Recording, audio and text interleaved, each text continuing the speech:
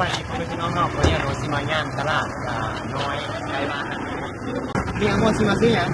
ไก่ไปกันยังกินไปต้มกินเอาสิไปซื้อไก่ไปต้มกินน้ำกันไปเป็นงานตลาดเพื่อน้ำกันว่าที่นี่กินแซ่บไปว่าที่นี่อยากกินแต่ว่าเพื่อนขายแบบหมดย่างเลย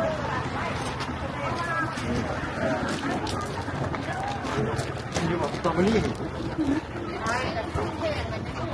ว่างครับ บ้านบอกอันเท่าไหร่นี่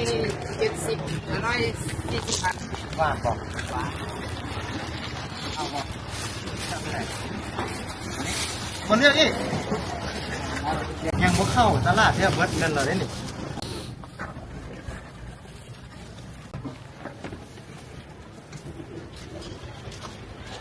ไก่ยี่ใส่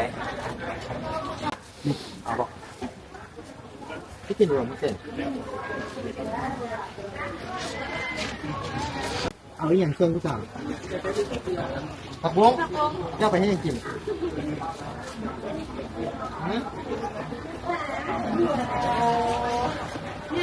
เอาไป20,000คืออันนี้คือเงินเราทุกคนอันโนเคยจับมาโดนหรอแต่ว่าหากก็สังเกตว่า2 ใบนี่ใบ20,000กับใบ50มันซีคือกันโนเคยเห็นแต่ตัวนี้อันนี้ตัวเก้าเคยใช้แล้วก็ตัวนี้อันนี้เป็นใบละ100,000กับตกอยู่ประมาณ100 บาทนี่แหละทุกคนเอาเขาไปหิ้วได้ป่ะนี่เอาหลานมาหิ้วทุกคนใกล้หรอใกล้บ้านบอกนี่ไก่บ้านตัวไหนแซ่บตัวนี้แล้วทำยังไงตัวนั้นเป็นไก่ทั้งไข่แต่บนชุดไข่อันนี้ไก่บ้านแล้วอันนี้กลัวแล้วมันบอกสั่งก่อนจะไม่ครัวตั้งก้อนมันไก่ลาดมันไม่สั่งก่อนเกิดเป็นยังไงต้องเราอะไรอยู่กลัวเนาะแค่เป็นกลัวเลยไข่กิโลนึงตกที่แสนสาวตกอยู่ประมาณเกือบ200 บาท180 บาทดอลลาร์ก็ถือว่าตกกุดเบอร์อยู่ตรงนี้สูงเพื่อนก็ที่มีป่าเป็นป่านี้ป่าเนี่ยอันนี้คือป่าอย่างไรป่าไหนสดๆเลยเนาะอันไหนอันนี้หนึ่งตั้งอยู่ต่างประเทศรุ่นใหม่ทุกคนป่าที่มาไหว้น้ำที่มีเนาะตัวเต้าไม่มีเหมือนน่าจะเสียเลยนะเพราะว่าแม่มันเค็ม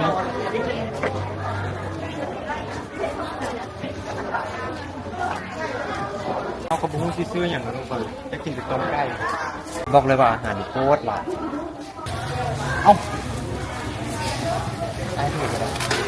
นที่ผ่านพลาดนะพลาดม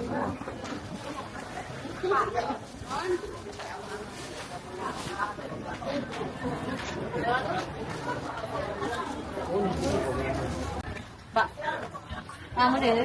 มาเมื่อวันก่อนน้องก็จะเป็นคืออายเอาแถวว่าน้องก็คืออายเอาแถวว่านะเบิ้งกล้องด้วยเบิ้งกล้องแซ่บป่ะอันนี้แมงกีโซนอันนี้แมงรวงทีนี้ตัวนึงเอาอีกตัวเดียวเราไม่มากกินได้บ่กินได้อะไรเงี้ยได้นะกินเบิ้งกล้องกินตัว5,000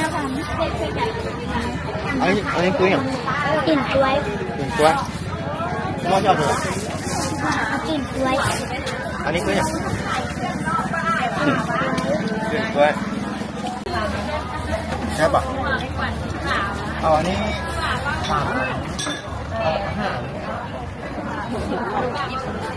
เท่าไหร่อันนี้2,000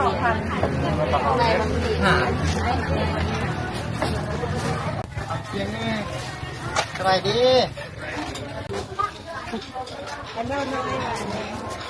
จะแซ่บไง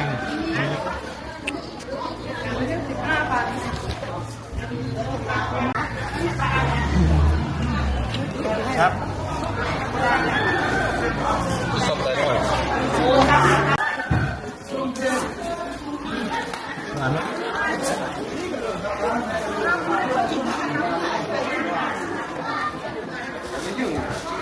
ใช่บอก ได้ผักคะแนน ตรงใกล้สิพักกันยังนี่บอก เอ้าจะแซ่บก่อนเงินไม่น่าหันค่ะ เข้ามาสอง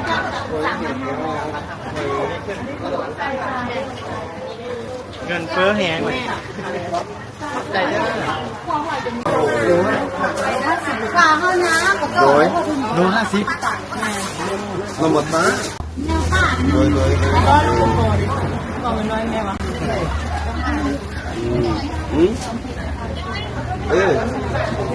ไปไปละแสนเลยเราจับเงินกี่แสน ไปนี่กูมูปลาย ว่า ไปหาหมอยากินไก่อย่างนี้เดี๋ยวเขาไปเอาไก่แล้ว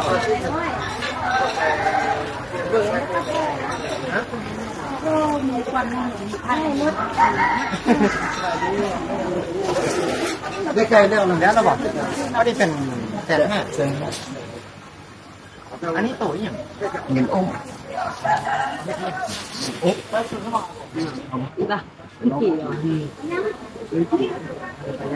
นิดอบลาบได้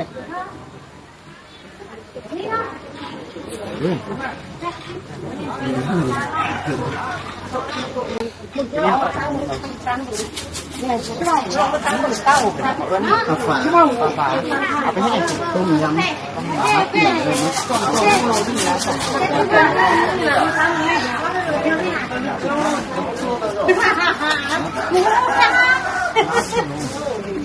这是什么书的？今天，昨天呢？ อันเอาตัวไหนแซ่บน่ะ แซ่บเป็นการนี่เด้ แต่ว่าคนมักกินตัวไหน ประตูเรามากมาเอานะประตูเจ้าหัน มัดเท่าไหร่ อันนี้เป็นโล50อันนี้ละมาก10,000 เอาตัว50 บุทันไม่กลับหน้าสิ งาน บนเฟซขึ้นตลอด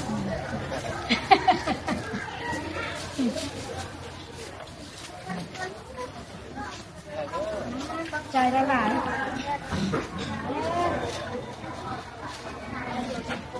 โอเคนะทุกคนเต็มมือแล้วหนักว่าเงิน500,000ซื้อเต็มมือเนาะเล็กน้อยน่าจะประมาณ200,000กันเต็มครับแต่ว่าตอนนี้สินค้ามันแพงมีปิ้งกล้วยบ่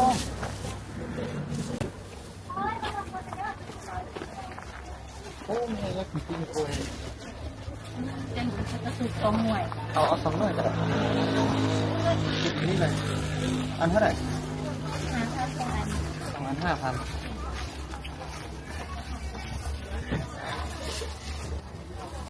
เงิน500,000ซื้อได้เต็มมือเอาหม้อได้ใกล้ตัวนึงบ่ 说呢，说呢。 ไก่โลน้อยนึงเลยนะทุกคน อันนี้150,000แล้วก็มีของหวานมีหอยมีปูมีปลาครบหมดทุกอย่างอยู่กะเหลือเงินมา25,000กีบนะทุกคนกะบอกเลยว่าแตกต่างจากตอนที่อโนอยู่หลายเนาะตอนที่อโนอยู่เมื่อ4 ปี 5 ปีนะเงิน500,000นี่ได้ปกหลายเลยแต่อันนี้เครื่องมันขึ้นเนาะทุกคนสิ่งทุกอย่างมันเปลี่ยนไปตามกาลเวลานี่แหละไปจบคลิปเท่านี้แหละทุกคนกับบุมีอย่างไรกลับมาตลาดแล้วก็มาซื้อแน้ำกินแล้วก็ซื้อไปเฮ็ดกินที่ตามคลิปต่อไปขอบใจทุกคนที่เข้ามารับชมพบกัน